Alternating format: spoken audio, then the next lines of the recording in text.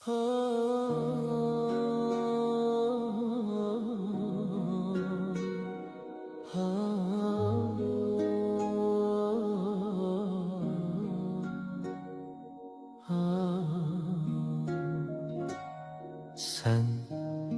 gelmezden önce bu ömür viran idi. Zamanın sinesinde sinem talan idi. Ne gece ümit ne seher ümit vererdi. Bu canım öz derdine özü zindan idi. Sen geldin tale beni yeniden tanıdı. Kısmetim alnımda adını yazdı. Gözlerim ışıkla semanı anladı.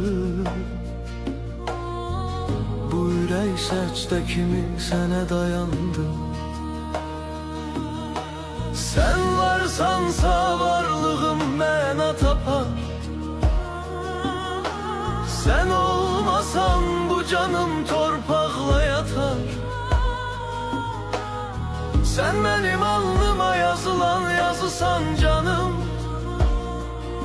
Hem ömrüm, hem meleğim, hem nicatım.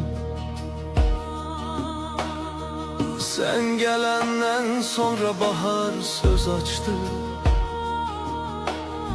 Ağlar kalbimin içinde ümit gül açtı.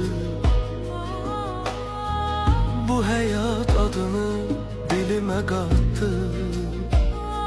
Her seher varlığım seninle başladı. Küssen de kalbim seni səbrlə çeker. Susmağın belemin hökmüm kimi çeker. Sensiz kalsam bu canım ahlar töker. Seven könül ayrılığı haram biler.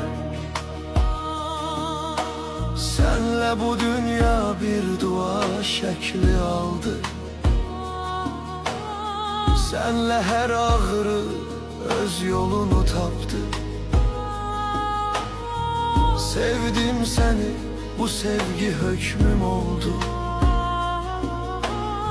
Tanrı payı kimi canıma yazıldı.